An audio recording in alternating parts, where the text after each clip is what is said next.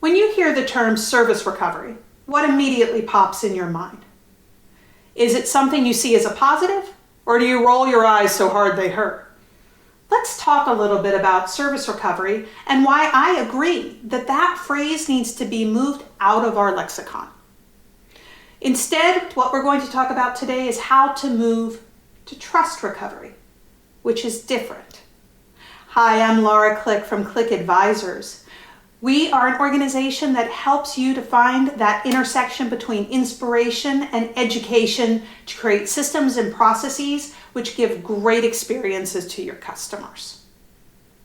So why trust recovery instead of service recovery? Well, let's talk about that. There are places and there are industries where service recovery is appropriate. If you go into a restaurant, the food is not warm enough, you don't want the person to pay for that food. You do service recovery, you give them their meal for free. You might even give them something like a gift card so that they will return to your organization. It's a finite relationship where it's somewhat transactional. I come in for A, I expect A to come back. If you give me B, you need to build my business back so that I believe that you're going to give me what I ask for. Many of us, however, are in industries which are not simply a single transaction, but are relationship-based. These are the industries where trust and the investment in trust, the building of trust, and then the recovery of trust are critically important. We call this approach our trust cubed approach. And again, we have to identify and create a trust bond with that individual that we want that long-term relationship with. We need to build on that trust so that it will continue to grow and to become more robust. And when something happens where we are not meeting what we've said we would meet, it very quickly erodes the foundation of trust, and we are in trust recovery mode. So instead of service recovery, I hope you'll think of this as trust recovery. So how do you do it? How do you recover trust once you have given someone a promise you haven't kept? Because ultimately, that's what service breakdown is. You've given someone a promise you haven't kept. Well, stage one is you need to recognize that the fault is the fault of the company. It is the fault of the person. You have given a guarantee and you've fallen short on that guarantee.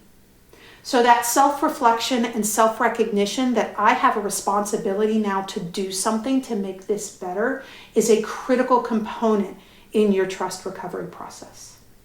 The second thing you have to do is you have to recognize where the impact of that letdown has occurred. Have you created increased anxiety? Is this a situation where someone is feeling powerless? Do they feel betrayed? What is the core emotion that you're going to have to go after? The next thing you have to do is get a little self-reflective. You probably are feeling differently as well because no one likes to break a promise. So what is it that you're going to need to do internally to build yourself up and create the courage to have this conversation that is going to happen next? Then you need to apologize. Own it. Say, I am very sorry that you were expecting this and you did not receive it. Own it. That's step one. And not a halfway apology. This is a real apology. Now let me take a step away, and for our risk teams that are out there, say do not apologize for something that is going to create risk for the company. So for example, if you're a nurse, don't say, I'm sorry I gave you the wrong medication in isolation. That's a much bigger process. But I'm talking about, I'm sorry I didn't come back within the hour like I promised you I would do. Okay, very, very humble, very real, eye contact the entire time, and sincere. Once you've apologized, the next thing the person wants is they want you to fix it. So figure out what you need to do to make it right now. That cold meal, you got them a hot one. The person who promised to come in an hour and it's now an hour and a half later, you're going to take care of whatever personal needs and medical needs that person needs now. For the person who came into the auto dealership with an appointment at 10 and it's now 11 o'clock and you haven't gotten them back, you're going to get that person back now. And if you can't, you're going to give a very concrete timeline of when you can. After you have fixed the immediate need, the next thing that the person who's been disappointed needs you to tell them is, what are you going to do to avoid this happening in the future? Altruistic trust recovery is really a critical component in this. People want to know, how do I know this isn't going to happen again? Not only to me, but to the entire community. So for that person that you were delayed and you couldn't get into the room for over an hour, you're going to say to them, I've worked with one of my colleagues because I have a patient who's going to require a lot of my attention, and she and I are going to tag team today. So you may see my colleague come in if I get tied up again. Or if they've come in for that 10 o'clock appointment, you're going to say to them, we recognize that we overscheduled our time at 10 o'clock time slot. We're working with our schedulers to ensure that they know that 10 o'clock only can see 3 patients. I am so very sorry that this occurred with you. I promise we'll do better in the future. So how are you going to fix it for them? How are you going to fix it in the future?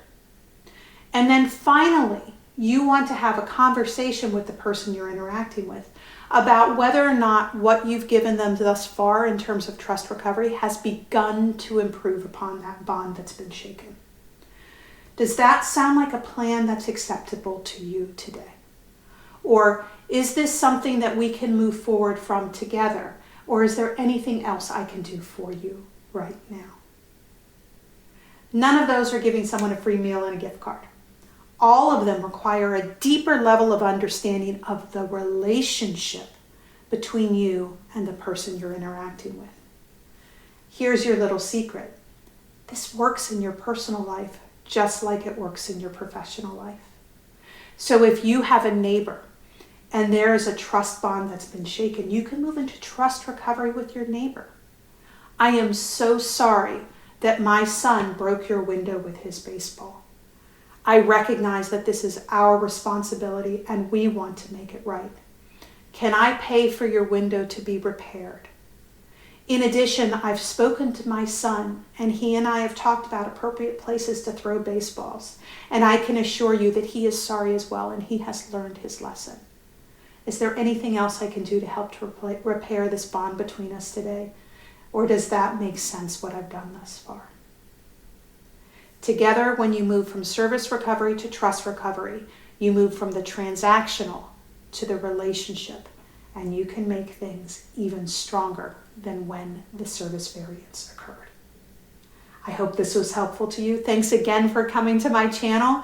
If you'd like more information on how we can partner to continue to improve upon the service that you give to your customers, go to clickadvisors.com. Hope you'll give me a quick follow. And if you liked it, go ahead and click that like button below. Not so that I get monetized, but so that you know when I've come forward with a new tip that will help you to do the right thing for the right reasons for the people that you care for. Have a wonderful day. To get more information on how Click Advisors can assist you, go to clickadvisors.com. That's click with a K, advisors.com.